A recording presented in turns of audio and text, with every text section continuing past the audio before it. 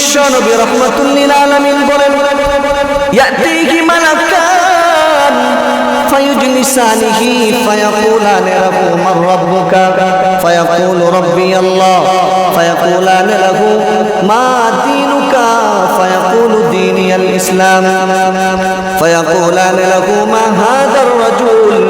الذي بعث فيكم فيقول هو محمد رسول الله صلى الله عليه وسلم وفيه فينادي مناد من السماء قد صدق عبدي فأفرشوه من الجنة وألبسوه من الجنة وافتحوا له بابا إلى الجنة الله رب العالمين المؤمن بندك যখন কবরের মধ্যে রাখা হবে রহমতের ফেরেশতারা কবরের মধ্যে আসবে দুইজন ফেরেশতা মুমিন বান্দার কবরের মধ্যে আয়েশা মুমিন বান্দাকে বসাবে মুমিন বান্দাকে বসাইয়া প্রশ্ন করবে মান রাব্বুকা তোমার রবকে মুমিন বান্দা যদি হয় ওই মুমিন বান্দা জবাব দিবে রব্বি আল্লাহ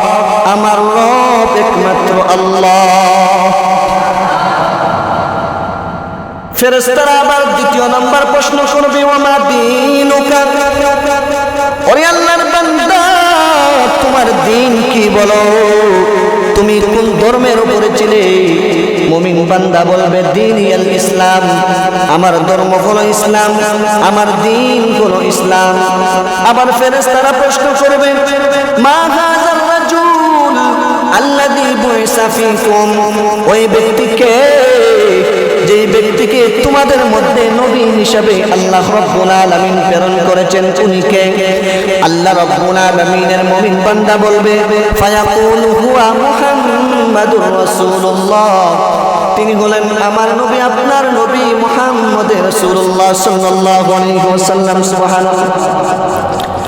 এমনিতে অদৃশ্য থেকে আওয়াজ আসবে وفيه فينادي مناد من السماء قد صدق عبدي فأفرشوه من الجنة وألبسوه من الجنة وافتحوا له بابا إلى الجنة অদৃশ্য থেকে আওয়াজ আসবে ওরে আল্লাহর বান্দা আমার বান্দা সত্য কথা বলেছে আমার বান্দা সত্য জবাব দিয়েছে আমার বান্দার জন্য জান্নাতের মধ্যে জান্নাতের বিছানা বিছায় দাও কবরের মধ্যে জান্নাতের বিছানা বিছায় দাও কবরের মধ্যে জান্নাতের পোশাক পরায় দাও কবরের মধ্যে জান্নাতের নাজু নিয়ামত ভোগ করার ব্যবস্থা করে দাও সুবহানাল্লাহ বলেন এই জন্য মুসলমান এই দুনিয়ার জমিনের মধ্যে আল্লাহ মানুষদেরকে বানাইছে এই দুনিয়ার জমিনের মধ্যে আপনি আমি আল্লাহর হুকুমকে মানতে হবে মুমিন বান্দা যদি হতে পারি মুমিন বান্দা যদি হয়ে দুনিয়ার জমিন থেকে যেতে পারি আল্লাহ রাব্বুল আলামিনের রহমতের ফেরেশতারা আমাদের জন্য জান্নাতের সুসংবাদ দিবে সুবহানাল্লাহ